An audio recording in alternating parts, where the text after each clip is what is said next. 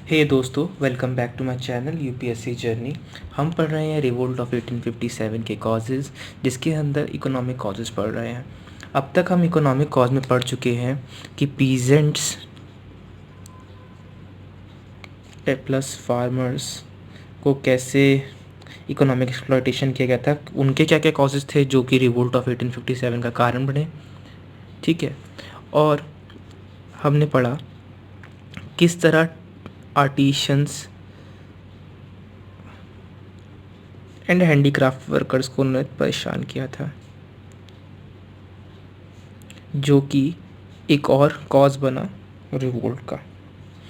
इस वीडियो में हम बात करते हैं ट्रेड एंड मर्केंटाइल क्लास के बारे में।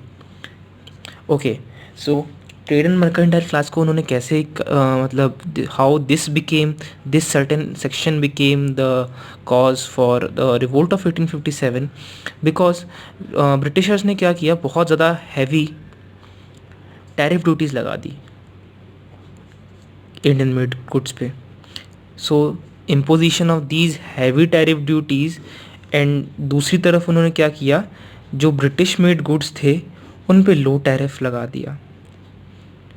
अब जब मार्केट में ये लो टैरिफ के अंदर आएंगी तो ऑब्वियसली ये चीज़ सस्ती होगी और बायर्स को ये अट्रैक्ट करेगी, जिससे जो इंडियन ट्रेड था, जो इंडियन गुड्स थे, वो तो बिकने बंद हो गए। सो उनका तो लॉस हो गया ना, इंडियन ट्रेड और मर्केंटाइल क्लास का तो लॉस हो गया। देन व्हाट हैपेंड, और तो और उन्होंने क्या किया कि एक टाइम ऐसा आया कि silk and cotton, somewhere around mid of 19th century, the exports of these goods almost became to an end. इतनी बुरी हालत कर दी थी, इतने ज़्यादा हैवी टैक्सेस लगा दिए थे और अपने गुड्स को इतना इजी मार्केट एक्सेस उन्होंने दे दिया था कि सिल्क एंड कॉटन का एक्सपोर्ट ऑलमोस्ट क्रिपल हो चुका था। सेकेंडली व्हाट हैपेंड, उन्होंने फ्री ट्रेड करना स्टार्ट कर दिया था। एक तरफ से one way free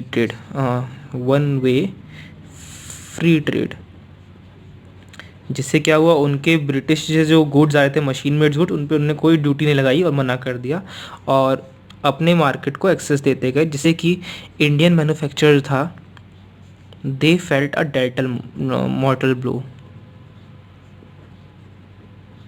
okay. Secondly जो ज़मींदार्स थे उस टाइम के, ज़मींदार्स का अपना अलग किस्सा चल रहा था। इनकी जो थी रिस्पेक्ट गिर गई थी बिल्कुल ही।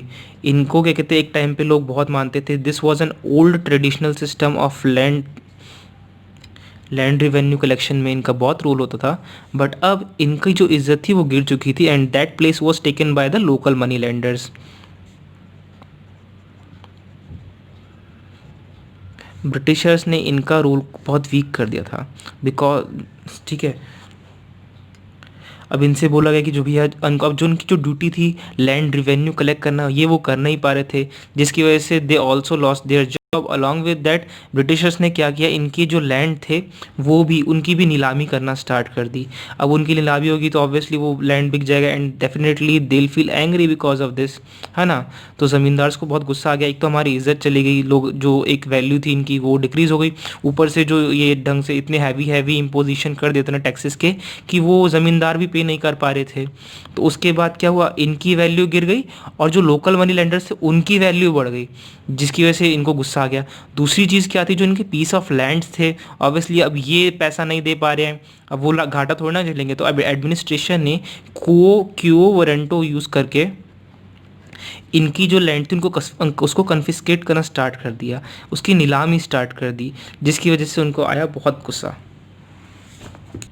अब उनके पास कोई काम काज तो था नहीं, अब वो ना कुछ काम कर सकते थे। अब उनकी इतने अच्छी, मतलब इतने टाइम पे रेपुटेड थे, तो दे ऑल्सो फेड, मतलब वो बैग भी नहीं कर सकते थे, they can not bag also, और ना ही वो क्या कहते हैं जाके किसी से उधार ले सकते थे। So they were in a very very problematic stage, and वो पॉवर्टी की लाइन पे आ गए थे, बहुत ज़्यादा गरीब हो गए थे, उनका लैंड छीन लिया, कुछ भी नहीं था। इवन अवध के अंदर 21,000 ताल्लुकदार जो थे, जो मनी लैंड, वो ज़मींदार थे, उनकी तो प्रॉपर्टी 21,000 लोगों की छीन ली गई ब्रिटिशर्स के द्वारा, जिससे कि वहाँ पे एक बहुत ही ज़्यादा एंग्री हो गए थे वो लोग, मतलब बहुत बहुत ज़्यादा नाराज़ हो गए थे, जिसकी वजह से उन्होंने सोचा चलो ये अच्छा मौका आ रहा है कि रिवोल्ट में उन्होंने अच्छा पार्टिसिपेशन दिया था. So this was one of the reason, that's why zamindars gave participation in the revolt of 1857. So हमने अब तक पढ़ा, क्या कहते हैं, पीजेंट्स के बारे में पढ़ चुके थे, आर्टिसंस के बारे में पढ़ चुके थे, ट्रेड एंड मर्केंटाइल को उनको कैसे किया, हैवी इम्पोजिशन ड्यूटीज़ लगा दी गई, जिससे कि एक्सपोर्ट हमारा कम हो गया, हम एक्सपोर्ट ज़्यादा कर नहीं पा रहे थे, और अपना जो उनका गुड्स था उसको इनकरेज करना स्टार्ट कर दिया, लो टैरिफ्स लगा के उसका प्रमोशन करके सॉरी. एंड उसके साथ साथ उन्होंने, क्या कहते हैं, अपने एक्सपोर्ट ड्यूटीज़ कम कर दी, वो अपनी, क्या कहते हैं, अपने जो गुड्स आ रहे थे उन पर लो टैरिफ्स कर दिए, और वन वे फ्री ट्रेड किया करते थे, जिसकी वजह से they earn a very very huge profit. और दूसरे हाथ पे देखा जाए तो इंडियन ट्रेड और mercantile class was almost dead. Silk और कॉटन का एक्सपोर्ट खत्म हो चुका था. दूसरी तरफ ज़मींदार्स ने क्या किया, ज़मींदार्स की वैल्यू गिर गई. क्यों? बिकॉज ज़मींदार का काम था लैंड रेवेन्यू देना, and they fail to give the land revenue because of the heavy imposition of the taxes. And उस हैवी इंपोजिशन के टैक्सेस ना देने की वजह से they came into the poverty. They can also not beg, उनके जो land था वो छीन लिया गया. And obviously this was one of the reason, that's why they also participated in the revolt of 1857. So thank you guys.